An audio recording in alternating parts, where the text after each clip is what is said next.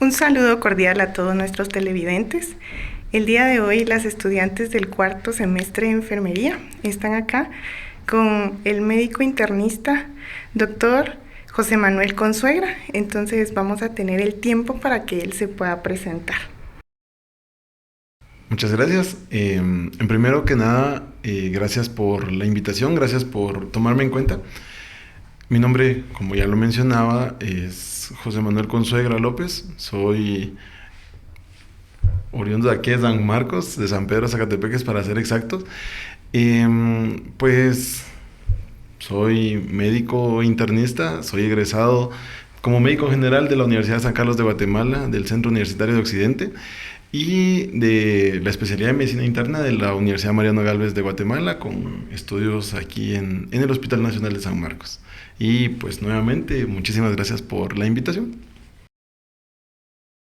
Bienvenido, doctor. Es un gusto poder estar acá con usted. El día de hoy va a estar mi compañera Helen acompañándonos, entonces le dejo el tiempo.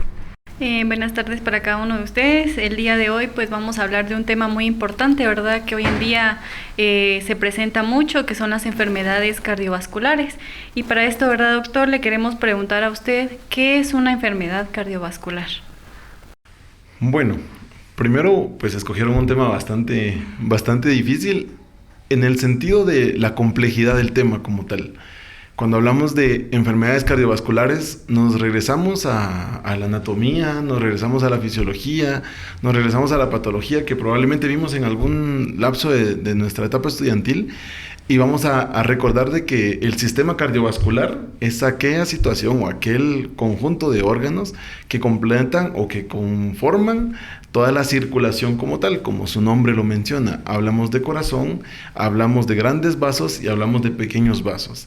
Entonces, al tener en cuenta esta situación, nosotros vamos a reunir todo el conjunto de enfermedades que tengan problemas con el corazón, que tengan problemas con los grandes vasos. Hablamos del callado de la aorta, hablamos de las venas, hablamos de las venas que llegan al pulmón, de las arterias que llegan al pulmón, las arterias que llegan al cerebro, las arterias que irrigan toda la parte del cuerpo. Entonces, una enfermedad cardiovascular es toda aquella situación, toda aquella patología que vaya a tener una complicación dentro del corazón o dentro de las arterias o las venas que pasan en cualquier parte del cuerpo. Entonces, el hablar sobre enfermedad cardiovascular es hablar sobre muchas cosas, hablar sobre arritmias, hablar sobre un accidente cerebrovascular, hablar sobre infarto agudo del miocardio, hablar sobre infartos pulmonares, hablar sobre enfermedad arterial periférica, hablar sobre muchas cosas. Entonces, en sí una enfermedad cardiovascular es un conjunto de patologías que implica la complicación de un problema cardíaco o de un problema de las arterias o las venas. Muchas gracias. Nos gustaría saber cuáles son los tipos de enfermedades cardiovasculares más comunes y cuáles serían sus signos y síntomas. Al conocer la situación de que una enfermedad cardiovascular es aquella que implica problemas cardíacos y problemas de los vasos, toda aquella sintomatología que vaya a presentarse va a ser secundaria a estos problemas. Como se los mencionaba anteriormente, las enfermedades cardiovasculares van a afectar o van a hacer las situaciones de problemas cardíacos. Hablemos de infarto agudo del miocardio, hablemos de insuficiencia cardíaca, que es una de las patologías que más comúnmente nosotros evidenciamos y es en donde más ejemplo podemos tener. La insuficiencia cardíaca normalmente va a ser aquella valga la redundancia, insuficiencia o falta de funcionalidad del corazón que va a venir y va a presentar cierta sintomatología clínica. Esta es una patología bastante frecuente en nuestro medio, porque yo siempre se lo he dicho a mis pacientes y lo digo mucho con las personas con las que yo tengo contacto, es de que nuestros abuelitos, no sé si ustedes tengan abuelitos, pero por lo menos mi abuelita cocina con leña y siempre ha cocinado con leña. Y uno de los principales factores de riesgo, una de las principales complicaciones que va a llegar a desencadenar una insuficiencia cardíaca es eso, el humo de la leña. ¿Qué otras patologías? Arritmias cardíacas. Muchos de los niños, muchos de los jóvenes, incluso jugadores de fútbol han tenido complicaciones por arritmias cardíacas, y es una de las patologías que nosotros vemos, una de las patologías que en muy pocas ocasiones se ve y ya está aumentando el diagnóstico: enfermedad arterial periférica. También hablamos de accidente cerebrovascular, que nosotros o la gente coloquialmente le llama derrame cerebral, que va a presentar ciertas características clínicas en específico. El hablar sobre la clasificación clínica o el hablar sobre la sintomatología clínica de una patología o una enfermedad cardiovascular debería de ser un poco de subdivisión. Hablamos de un infarto agudo del miocardio. El infarto agudo del miocardio es la oclusión de una de las arterias del corazón. Entonces, ¿cuál va a ser la sintomatología de esto? Va a ser el dolor precordial, va a ser las palpitaciones, va a ser la dificultad para respirar. Si hablamos de insuficiencia cardíaca, el corazón deja de funcionar hasta cierto punto, ¿verdad? Entonces va a provocar fatiga, va a provocar disnea, le llamamos nosotros, a medianos, a grandes esfuerzos o a pequeños esfuerzos, o sea que uno se fatiga al hacer un poco de esfuerzo o al caminar unas 2-3 cuadras. Una arritmia cardíaca va a provocar palpitaciones. Una enfermedad arterial periférica, van a haber cambios de coloración en las manos, en las piernas, va a haber hinchazón de las manos, hinchazón de las piernas, que es como subjetivo el decir los signos clínicos de una enfermedad arterial periférica o de una enfermedad cardiovascular, porque es un conjunto de patologías. Entonces los síntomas que vamos a observar en una enfermedad o un paciente que sea un cardiópata va a ser directamente de la clasificación o de la patología que estaría suscitándose en ese momento. Gracias, doctor. Y para esto también, hablando específicamente de cuáles son los factores de riesgos, ¿verdad? ¿Qué exámenes se podrían realizar para poder detectar una anormalidad cardiovascular? Primero que nada, como en todas las patologías clínicas, lo primero que nosotros necesitamos conocer son las sospechas clínicas o qué me orienta a pensar de que un paciente tenga enfermedad coronaria o una enfermedad cardíaca, perdón. Factores de riesgo para que nosotros consideremos un paciente con enfermedad coronaria o una enfermedad cardiovascular, perdón. Nosotros vamos a tener ciertos patrones en específico. Por ejemplo, pacientes que tengan colesterol alto, pacientes que tengan triglicéridos altos, pacientes que tengan enfermedad renal, pacientes que tengan diabetes, pacientes que tengan obesidad, pacientes que consuman alcohol, pacientes que fumen. Y vuelvo y les repito, el ejemplo de mi abuela, ¿verdad? Que consume o que cocina con leña, es un factor de riesgo que muy pocas veces lo preguntamos, pero es un factor de riesgo bastante grande. Entonces, aquí sacamos cuáles podrían ser los laboratorios que nosotros deberíamos de conocer. Si nosotros sabemos de que mi factor de riesgo es el consumo de bebidas alcohólicas, entonces vengo y veo cómo está funcionando mi hígado.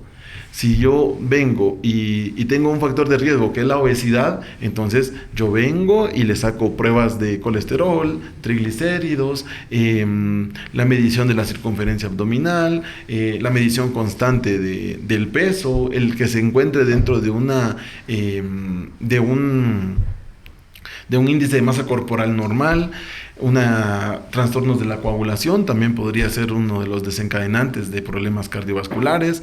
Entonces, laboratorios que nosotros deberíamos no de tener de rutina, sino deberíamos de tener como una predisposición o de una situación para que nosotros tengamos la sospecha de que pueda llegar a desencadenar una enfermedad cardiovascular, pues tendría que ser la medición de problemas hepáticos, problemas renales, problemas pulmonares, problemas cerebrales. Entonces es un conjunto de laboratorios como tal.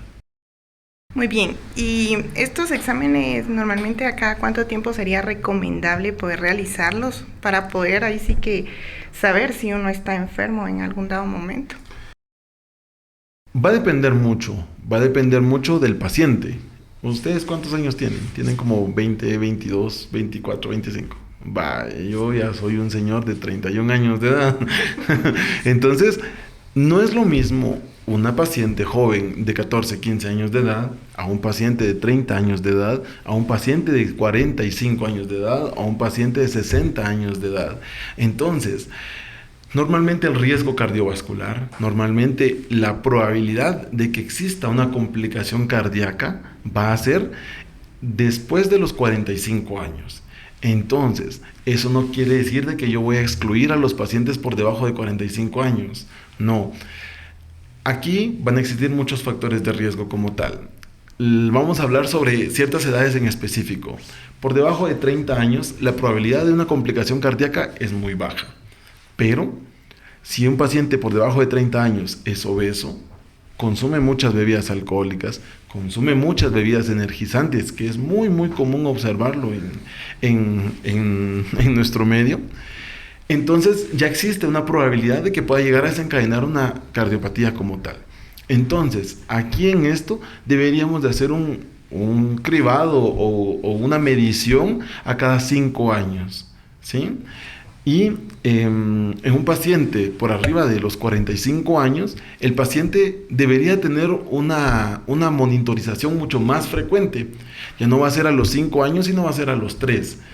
Pero si el paciente, aparte de que es fumador, aparte de que consume bebidas alcohólicas, aparte de que es obeso, tiene historia de que su familiar tuvo alguna cardiopatía, o incluso de que ya han hecho estudios o ya se ha evidenciado que padece de la presión o padece de insuficiencia cardíaca, entonces la evaluación debería de ser a cada año. Si el paciente por arriba de los 60 años debería de tener una evaluación por lo menos a cada 2 años o a cada año para evitar de que se nos vaya complicando. Sin embargo, si el paciente ya tiene el diagnóstico como tal de una cardiopatía, entonces deberíamos de hacer la monitorización cada año para evitar de que llegue a presentarse complicaciones como tal. También, doctor, se ha escuchado, ¿verdad?, de que la hipertensión es un factor de riesgo muy dominante en las enfermedades cardiovasculares. Entonces, nosotras queremos saber cómo es que afecta esto a los vasos sanguíneos. La presión arterial, yo se lo digo mucho a mis estudiantes, y es incluso una paciente me lo dijo recientemente, que es la muerte silenciosa. Porque si nosotros hacemos una evaluación de toda la población de San Marcos, muy pocas personas saben que son hipertensas. Muy pocas personas de los que ya saben que son hipertensos tienen un adecuado tratamiento para la hipertensión. Y de esos pacientes que tienen un adecuado tratamiento para la hipertensión, tienen muy poco control o muy poco seguimiento de la presión arterial como tal. Yo le digo a mis estudiantes que normalmente de los 10 pacientes, es un dato epidemiológico, de los 10 pacientes que puedan tener, de los 10 pacientes como tal, 3 pacientes tienen hipertensión arterial. Si nos damos cuenta, es un número bastante grande. 3 de cada 10 pacientes padecen de hipertensión arterial.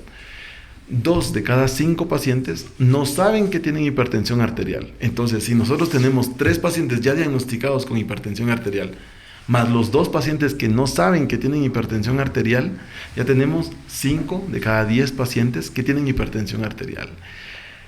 La hipertensión arterial va a tener 2 componentes. El gasto cardíaco se llama, que es la forma o la contracción del corazón como tal, y la resistencia de las venas o de las arterias en este caso. Todo aquello que llega a desencadenar un factor como tal, precipitante a que no funcione el corazón o que no funcione la contractibilidad del vaso sanguíneo, va a ser predisponente o va a ser desencadenante de hipertensión arterial. La hipertensión arterial, como se lo mencionaba al principio, es la muerte silenciosa, porque esa no le muestra nada, no le das manifestaciones clínicas evidentes para que digan, ay, se me subió la presión. No, sino las manifestaciones las vamos a observar cuando la presión ya está demasiado alta. Dolor de cabeza, visión doble, que se escuche un ruidito como ti, la fatiga, el cansancio, la sensación como de ansiedad o de preocupación. He escuchado que muchas personas mencionan como de, ay, es que siento como que alguien se va a morir porque es que siento algo en el pecho. Eso puede ser unas manifestaciones de que la presión está elevada. Entonces, la presión arterial es una de las patologías que está comenzando a matar mucha gente y está comenzando a desencadenar muchas complicaciones como tal. Y es una de las enfermedades, es una de las patologías que muy pocas veces se le presta atención. No sé si ustedes ya han hecho prácticas clínicas o han tenido contacto con algunos pacientes con el diagnóstico de la presión. Vienen y le toman la presión arterial y está elevada. Y les dicen, mire, doña Juanita, pues su presión está elevada. Ay, no, pero si yo no siento ninguna molestia, entonces yo no me voy a tomar mis pastillas porque yo me siento bien, yo me siento tranquila. Es más, yo sé cuando se me sube la presión porque me da calor o me da dolor de cabeza o esto. Todo ese lapso de tiempo en el cual la paciente no se toma el medicamento de la presión va a llegar a provocar complicaciones a largo plazo. Por eso se le llama la patología que desencadena la muerte silenciosa.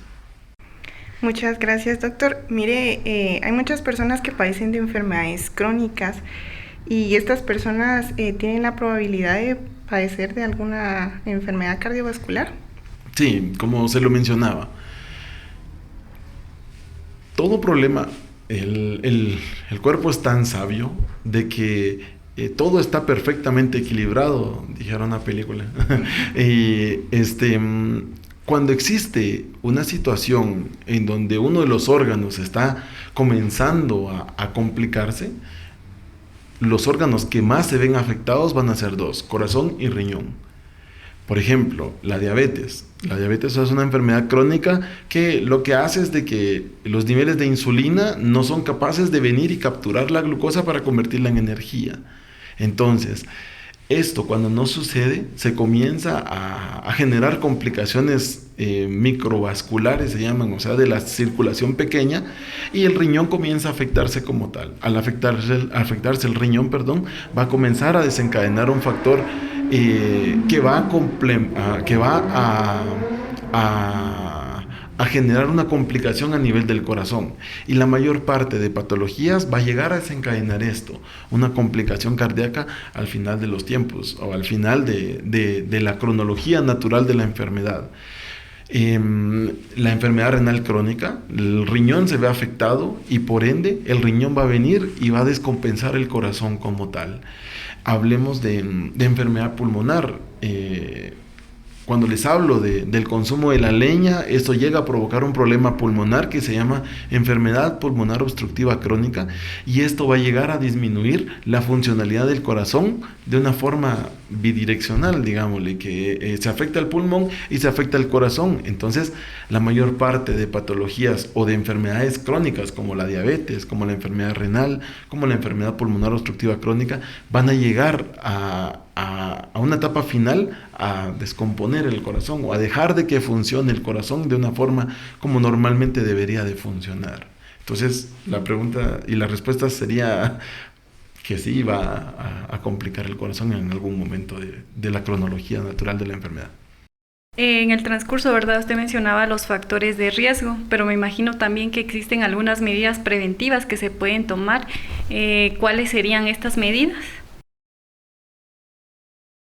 Solo por lógica, nosotros tenemos factores de riesgo. Entonces, si tenemos factores de riesgo que van a llegar a desencadenar una complicación o una enfermedad, lo ideal es evitar esos factores de riesgo. El disminuir o cesar el consumo de bebidas alcohólicas, eliminar el consumo del tabaco, que el tabaco es uno de los principales desencadenantes de patologías cardíacas, el mejorar el estilo de vida. Muy pocas personas podemos tener un adecuado estilo de vida, dormir las 8 horas, un estudiante no va a dormir las 8 horas, un trabajador de salud no va a dormir las 8 horas, hacer ejercicio. Idealmente tendríamos que hacer ejercicios por arriba de 30 minutos, idealmente todos los días, pero en pacientes adultos o en pacientes por arriba de 60 años se les pediría la realización de ejercicio por lo menos por arriba de 30 minutos, de al menos 3 o 4 veces a la semana, una dieta balanceada. Muy pocas personas vamos a venir y hacer una dieta balanceada por las prisas, por muchas cosas que pueden llegar a suceder. Disminuir los factores de riesgo va a disminuir la probabilidad de complicaciones cardíacas. Les pongo un ejemplo fácil. El control o el mejorar estilo de vida en un paciente que ya padece de la presión arterial va a hacer de que disminuya la presión sistólica, que es la presión máxima, 10 milímetros de mercurio, y disminución de la diastólica, 5 milímetros de mercurio. Entonces, yo puedo mejorar mi presión arterial solo con hacer ejercicio. Y agreguémosle lo mismo, 10 de sistólica y 5 de diastólica, al tener una dieta balanceada. Hablar de dieta balanceada no quiere decir dejar de comer, no quiere decir dejar de desayunar, sino saber qué comer y mejorar el hábito alimenticio. Disminuir hamburguesas, tacos, bla, bla, bla. Muy bien. Lo que es el estrés y la ansiedad podrían afectar o provocar alguna enfermedad cardiovascular en este caso. Sí podría llegar a desencadenar una complicación. Cuando hablamos de estrés y ansiedad, va a llegar a provocar la mayor parte de las veces el abuso de comidas o el abuso de sustancias. Hay personas que vienen y dicen, híjole, es que cuando yo estoy muy ansioso, cuando yo estoy muy nervioso, me da por venir y mejor me pongo a comer papitas o mejor me pongo a comer chocolates, porque es que si no puedo con esto. Otras personas vienen y en lugar de chocolates utilizan cervezas o utilizan alcohol, el tabaco que quita la ansiedad, aparentemente. Entonces, el estrés y la ansiedad lo que va a llegar es a aumentar los factores de riesgo o el consumo de factores de riesgo que puedan llegar a desencadenar una enfermedad cardiovascular. Como tal, si yo tengo un examen mañana y no estudié y estoy como estresado o ansioso, eso no me va a llegar a desencadenar una complicación cardíaca. Pero eso sí me va a llegar a desencadenar el venir y comenzar a fumar o comenzar a tomar alcohol o comenzar a comer. Y esto sí me puede llegar a desencadenar una probabilidad o un aumento de probabilidad de que desencadene un evento cardíaco como tal. Muy bien, doctor. Y otra pregunta que surge, ¿verdad? ¿Cuál es la relación que existe entre el colesterol alto y las enfermedades cardiovasculares? Cuando el colesterol, nosotros tenemos colesterol y el colesterol debería estar circulante en el cuerpo porque ayuda a muchas cosas, a muchas funciones del cuerpo. Pero existe, como todo en la vida, lo bueno y lo malo. Existe el colesterol bueno y existe el colesterol malo. Si ustedes hablan con alguna nutricionista o hablan con alguien que sepa sobre la alimentación, va a decir, no es lo mismo echarle mayonesa a un panito que echarle aguacate a un panito. Los dos tienen grasas o cierto tipo de grasa, ¿va? Pero una es grasa buena y otra es grasa mala. Entonces, la elevación del colesterol va a llegar a desencadenar una cosa que se llama arterioesclerosis, que es la acumulación de grasa dentro de las arterias. La mayor parte de patologías cardíacas va a ser desencadenado por esto, por la acumulación de grasa dentro de las arterias. ¿En dónde se puede acumular? En el corazón, se puede acumular en las arterias periféricas, se puede acumular en el cerebro, se puede acumular en muchos lados. Entonces, el colesterol va a ser muy dependiente de las complicaciones cardíacas que puedan llegar a haber. Nosotros en medicina interna tenemos ciertas escalas o ciertos factores que nos van a... Es como una checklist en donde venimos y decimos, ¿fuma? Sí. ¿Bebe? Sí. ¿Tal cosa? Sí. Y dentro de ese checklist existen los niveles de colesterol. El colesterol bueno y el colesterol malo. Si los niveles del colesterol bueno están disminuidos, ya es un factor de riesgo, ya es una alarma, es como, ay, hay que tener cuidado con este señor porque este puede llegar a desencadenar un infarto. Si el colesterol malo está elevado, también es otra señal de alarma. Lo mismo sucede con los triglicéridos. Entonces, uno de los principales factores que pueden venir y desencadenar un problema cardíaco es la elevación del colesterol a nivel sanguíneo. Muy bien. Personas que tienen antecedentes familiares con enfermedades cardiovasculares, ¿cuál sería la posibilidad de que puedan también tener esta enfermedad? La mayor parte de nosotros, la mayor parte de las patologías que nosotros tenemos en nuestro medio es por herencia. Pero aquí viene una cosa, y no es lo mismo que mi mamá sea hipertensa, yo voy a ser hipertenso. No, pero yo tengo el factor de riesgo de que voy a ser hipertenso. ¿Cómo voy a llegar a desencadenar esto? Tomando alcohol, fumando, consumiendo bebidas energizantes, aumentando los niveles de colesterol y triglicéridos. Entonces, yo traigo el gen de que voy a ser hipertenso, pero yo lo voy a activar o yo lo voy a desencadenar al momento de venir y desencadenar factores de riesgo como tal. Hay pacientes que tienen historias o tienen antecedentes de hipertensión arterial en la familia. Y esto no llega a desencadenar hipertensión. ¿Por qué? Porque tiene una vida saludable, consume o come saludablemente, hace ejercicio durante todas las semanas. Esto hablando de patologías como hipertensión arterial, como insuficiencia cardíaca. Pero hay patologías que son heredables, o hay patologías en donde no hay pierde, porque si mi mamá lo tiene o mi papá lo tiene, muy probablemente yo lo desencadene o mis hijos lo desencadenen, como por ejemplo arritmias cardíacas, que no siempre, o sea, no quiero que ustedes se vayan con la idea de que si yo tengo una arritmia, mis hijos lo van a heredar. No, pero cabe la posibilidad de que sí exista una herencia. Anormalidades estructurales cardíacas, que también es muy frecuentemente observadas en niños. Aumento en la formación de coágulos en la sangre también puede ser una enfermedad que puede ser heredable. Entonces, el antecedente de enfermedad cardiovascular en mamá, papá, abuelos o hermanos es un factor bastante grande para valorar que un paciente pueda llegar a desencadenar enfermedad cardiovascular. Y hablando de todo esto, ¿verdad, doctor?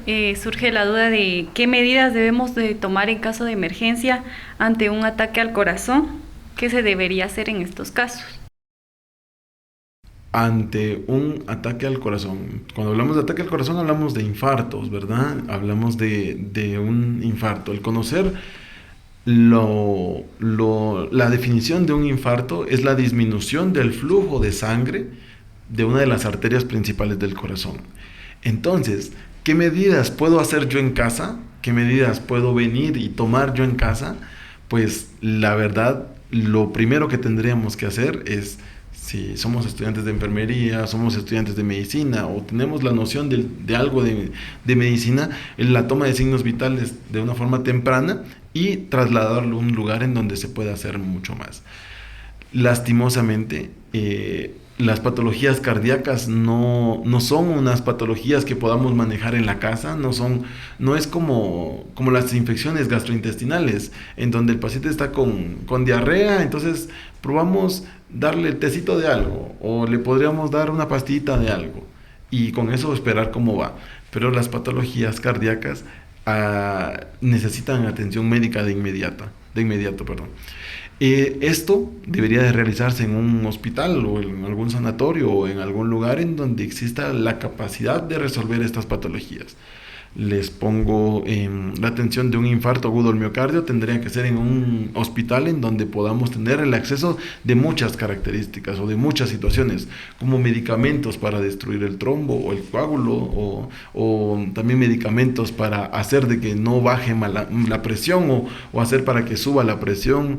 Existen muchas cosas, pero en casa las enfermedades cardíacas es muy difícil de tratarlas. Lo ideal es la atención de un médico como tal.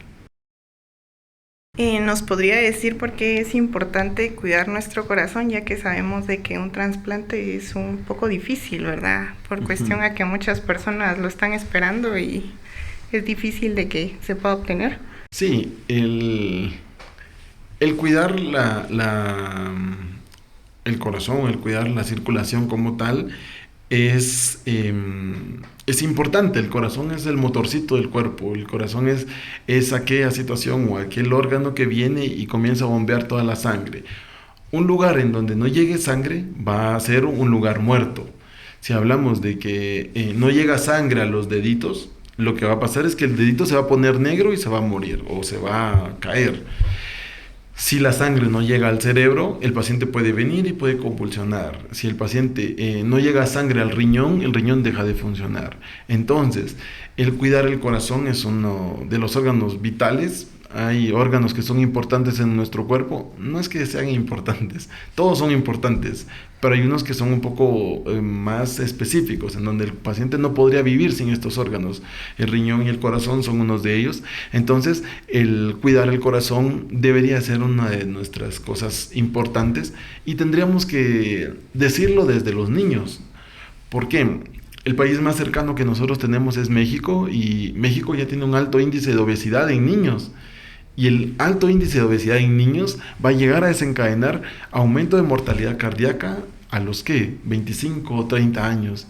Entonces, el inculcarles un buen hábito alimenticio a nuestros hijos, inculcarles un buen hábito, una adecuada higiene del sueño, una adecuada calidad de vida desde el punto de vista de hacer ejercicio, comer frutas y verduras, dijeran anuncios de televisión, el consumo de agua pura, evitar las bebidas gaseosas, evitar las bebidas energizantes, entre muchas cosas más, va a hacer de que el corazón tenga una larga vida.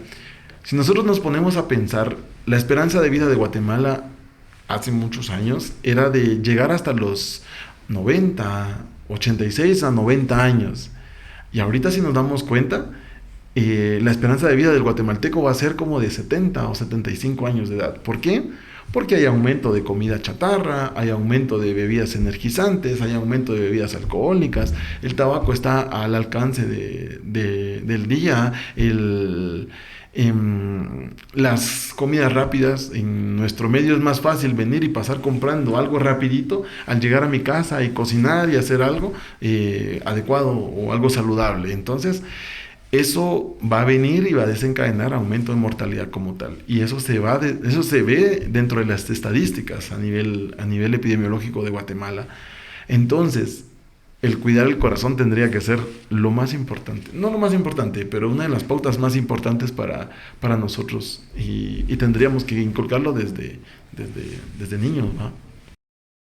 Muy bien, doctor. Y también otra pregunta que surge, ¿verdad?, alrededor de todo esto es de que si todos debemos realizarnos pruebas para valorar el nivel cardiovascular que tenemos. Sí, deberíamos de hacernos pruebas. Pero lo mismo que veníamos hablando hace ratitos, hay que tener en cuenta factores de riesgo. No le van a poner a ustedes a un joven de 30 años que hace ejercicio, que no toma bebidas alcohólicas, que no, todos los factores de riesgo no los tiene. No se los van a hacer a cada año, hacerte laboratorios a cada año, no. Sino hay que seleccionar a cada paciente. Una de las cosas de medicina es de que no todo es una receta de cocina.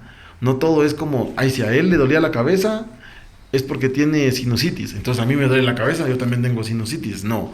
Sino todo tiene que ser individualizado, todo tiene que ser específico con cada paciente. No es lo mismo, vuelvo y les repito, no es lo mismo un paciente de 30 años que un paciente de 65 años. No es lo mismo un paciente de 30 años con una vida saludable a un paciente de 30 años obeso con aumento de consumo de sustancias. No es lo mismo. ¿Quién va a necesitar más vigilancia? El paciente que tiene factores de riesgo. Lo mismo sucede con los pacientes adultos. Los pacientes de 40 a 50 años debería de tener un seguimiento como tal. Si nosotros lo queremos poner con edad, por debajo de 30 años o por debajo de 45 años, la vigilancia cada 5 años, dependiendo que no tenga factores de riesgo. De 45 a 60 años, la vigilancia debería de ser cada 2 años o cada 3 años, y por arriba de esto debería de ser cada año para evitar que tenga complicaciones como tal. ¿Quiénes son más probables de poder padecer una enfermedad? ¿Hombres o mujeres? ¿O ambos? Aquí sí es una pregunta bastante difícil, porque dependiendo de las complicaciones cardíacas va a ser la probabilidad. Hipertensión arterial, el hombre es mucho más propenso que la mujer. Enfermedad arterial periférica, la mujer es más propensa que el hombre. Infarto agudo del miocardio, ganamos los hombres, tenemos más chance de infartarnos los hombres. Y en general la mayor parte de enfermedades cardiovasculares va a ser muy dependiente, no del género, sino más que todo del estilo de vida. Entonces el género no es como algo de importancia. Obviamente la mujercita es un poquito más propensa a desencadenar complicaciones cardíacas desde el punto de vista general, pero específico en cada enfermedad va a variar mucho. La actividad física predomina también en una medida de prevención para evitar estas enfermedades. Sí. Creo que dentro de la plática lo que más he mencionado es el consumo de sustancias, el consumo de alimentos no adecuados y el ejercicio. Entonces, ¿por qué? Porque el objetivo de prevenir la mayor parte de complicaciones cardiovasculares va a ser esto, buscando estas 3 pautas en específico. Disminución de sustancias nocivas o tóxicas para el cuerpo, mejorar la alimentación como tal y mejorar el estilo de vida desde el punto de vista de la realización de ejercicio. No es necesario venir y salir a correr. No es necesario venir y tener una cancha de atletismo para que nosotros salgamos a hacer ejercicio. Y también tendríamos que pensar en cada paciente como tal. Un paciente de 30 años que es obeso y que puede venir y tener una mejor adaptación para un esfuerzo físico grande, no va a ser lo mismo que mi abuelita que tiene 86 años de edad, y no la voy a mandar a correr 10 kilómetros, ¿verdad? Sino es individualizado. La realización del ejercicio va a ser una forma en la cual nosotros vamos a disminuir no solo problemas cardíacos, sino vamos a mejorar la probabilidad de problemas respiratorios, de problemas renales, de problemas psiquiátricos también. ¿Por qué? Porque el venir y despejar la mente, dijera alguien, el venir y salir a hacer ejercicio va a hacer de que tengamos una mejor calidad de vida física y una mejor calidad de vida mental. Muchas de las personas confunden el hecho de venir y estar trapeando o estar barriendo y lo confunden como de, pero me está pidiendo más ejercicio si yo me la paso trapeando y me la paso limpiando y me la paso haciendo esto. No es lo mismo. La mente es tan sabia, o el cerebro es tan sabio, que sabe cuando alguien se pone sus tenis, su pants y sale a echar su vuelta, unas 3 o 4 vueltas a la cuadra, y con eso cumplimos los 30 minutos. Un ejercicio eficaz es aquel que sobrepasa 30 minutos de actividad como tal. No voy a venir y voy a ir a correr al Parque de San Marcos y me voy a tardar 10 minutos, pero como me cansé mucho, entonces ya hice mi ejercicio del día. No, si no es un ejercicio persistente, no es carrera de caballos, pero sí habría que hacer un ejercicio persistente por arriba de 30 minutos para disminuir la probabilidad de complicaciones cardíacas a largo plazo. Nos gustaría saber cómo afecta la diabetes al riesgo de padecer enfermedades cardiovasculares, ya que sabemos que ahorita la diabetes es muy común tanto en niños como en adultos. La diabetes es una de las patologías igual de comunes dentro de nuestro medio. Ahorita se está viendo que hay más pacientes diabéticos, pero eso no significa que la enfermedad esté aumentando o esté creciendo, sino nos estamos dando cuenta que nosotros como médicos ya estamos diagnosticando un poquito más, ya estamos viendo de que la mayor parte de los pacientes ya vienen con diagnósticos como tal. Dentro de los documentos que nosotros leemos o dentro de las actualizaciones que nosotros vemos, incluso determinamos de que un paciente diabético tiene una alta probabilidad de desencadenar problemas cardíacos. Pero un paciente prediabético, un paciente que ni siquiera ha llegado a desencadenar diabetes, pero ya está como ahí tocándole las puertas a la diabetes, ya puede llegar a desencadenar problemas cardíacos. Dentro de las complicaciones de la diabetes van a llegar a desencadenar problemas macrovasculares y problemas microvasculares. Cuando hablamos de problemas macrovasculares hablamos de muchas complicaciones. Cuando hablamos de problemas microvasculares vamos a hablar de problemas en los riñones, en los ojos, en los nervios periféricos, en muchos lados. Entonces esto va a venir y va a desencadenar el aumento, de la probabilidad de desencadenar complicaciones cardíacas a largo plazo. Entonces, la diabetes está íntimamente relacionada con problemas cardíacos, lo mismo que con otras enfermedades crónicas como tal. También usted mencionaba, ¿verdad?, los cambios en el estilo de vida. Muchas veces las personas cuando son diagnosticadas como diabetes e hipertensión, ¿verdad?, empiezan a tomar estos cambios, pero de una manera, se podría decir, a menuda, solo un lapso de tiempo. Cuando se sienten mejor, dejan de hacerlo. ¿Usted nos podría decir por qué es importante que sigan esta rutina para su salud? Exacto. Como la mayor parte de guatemaltecos, cuando uno tiene un dolor de cabeza, va, se toma una pastilla y si ya se le quita el dolor, ya está bien. Aunque el dolor aparezca en 2 días, aunque el dolor aparezca en 15 días, pero solo con que se quite el dolor ya me siento tranquilo. Lo mismo sucede con las enfermedades crónicas. Lo que les decía, de un claro ejemplo de los pacientes con hipertensión arterial, que dicen, no, es que yo sé cuando siento de que se me sube la presión, porque me da esto y me da y bla, bla, bla. El mejorar el estilo de vida desde el punto de vista de dieta y ejercicio va a hacer de que disminuya la probabilidad de complicaciones cardíacas. Incluso si yo ya tengo una complicación cardíaca, puedo venir y mejorar o puedo hacer de que mi corazón mejore al momento de hacer dieta y ejercicio, y con eso pues voy a tener una mejor calidad de vida y voy a tener una esperanza de vida mucho más grande.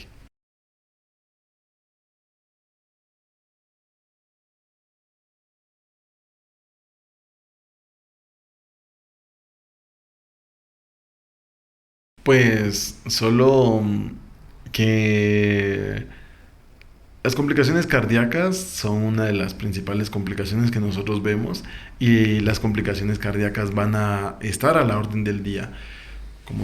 Parezco loro que repite lo mismo, pero el mejorar dieta y ejercicio va a hacer de que nosotros tengamos una mejor calidad de vida.